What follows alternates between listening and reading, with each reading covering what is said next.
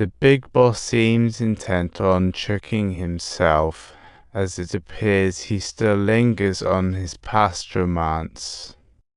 Hence he slowly slides the lighter over again, and at this juncture everyone is thinking, what's the point of this scene? Next up is the highlight reel of this flick, and while the big boss doesn't talk much, he sure packs a punch. He cut right to the chase, flexing his muscle and taking over the dance hall. Little Pony even levels up to head of security. After this showdown, the big boss' reputation skyrocketed. Fame brought in the cash, but sadly, good times don't last. Because of Big Tiger's serious injuries, the whole crew got a VIP trip to the Who would thought the big boss turned out to be a pretty good teacher at this gathering. Big Boss leaving the gang to the station. Talk about a blockbuster twist. Now the big boss is a new man, no longer the timid sidekick. He brushes off this little cop because he's buddy-buddy with the chief. Over the years, the big boss has been rubbing elbows with the big shots in politics. He knew thriving in both worlds requires skill to stay strong. Turns out, he was right.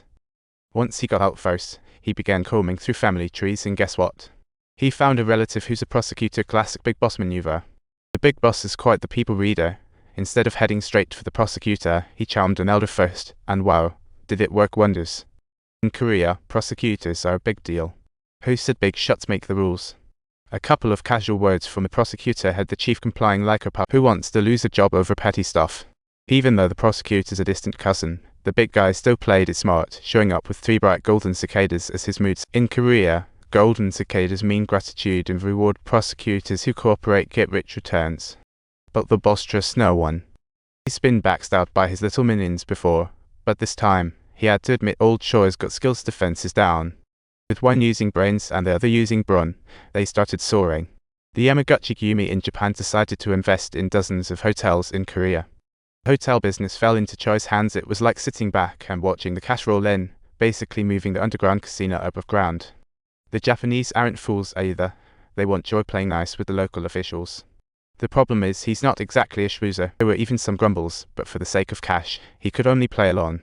Whatever old Choi said, he did. His social skills were on full display. These days, the big boss looks like a puppet emperor. Outsiders might think he's the real king of the gang. However, a mountain can't hold 2 tigers.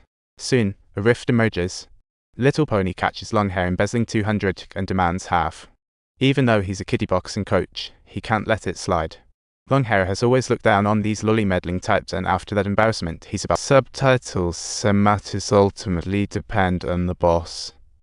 Old Choi, furious and out of breath, stands up for Little Pony, exclaiming with exasperation, "You little scamp. You little rascal. You little rascal. You little rascal. You little scamp. You little scamp. You little scamp. You little rascal. You little rascal. You little rascal. You rascal. You rascal." Old Choi seems to forget Longhair has a protector, who's not happy now. The big boss Kiwi conveys his displeasure in a different manner after giving Longhair a lesson. With a chilling glare, the big boss says, "Boss, let's start from the top. Try letting go of your hand first." This made old Choi realize he's always been an outsider. Soon enough, the two found themselves at odds again. According to reliable sources, Big Tiger is out for revenge and is hiring hitmen.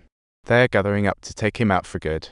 But old Choi thinks the government is cracking down on gang activities. A turf war would only lead to self-destruction. But the big boss is still stuck in a 10-year-old gang mentality, not caring about danger, ready to fight. He's never liked how old Choi grovels before officials. He thinks black is black, white is white. Gang issues should be handled with gang ways. This old-fashioned thinking is bound to be out of style. For the sake of the gang's future, old Choi takes it upon himself to negotiate with Big Tiger. He decides to smooth things over by giving Big Tiger a good introduction. After all, this is a money-making year. Fighting and killing only leads to mutual destruction.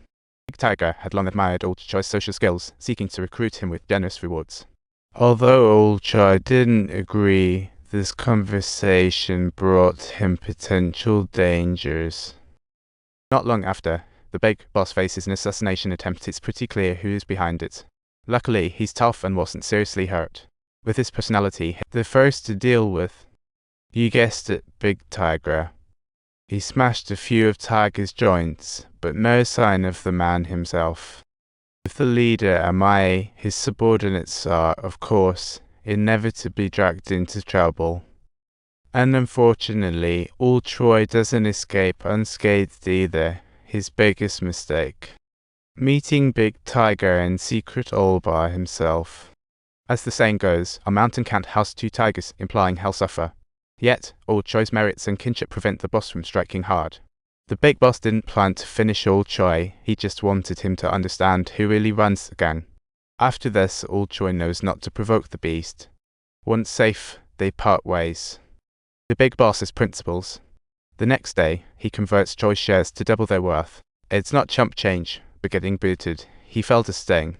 That night, Old Troy drowns his sorrows in booze, feeling wronged and bitter, griping about the ungrateful big boss. Before long, in walks Big Tiger. At this point, Old Troy is completely sloshed. Seeing Big Tiger, all those feelings just spill right out. Before Big Tiger even showed up, had caught wind of Old Troy's troubles and felt a mix of emotions.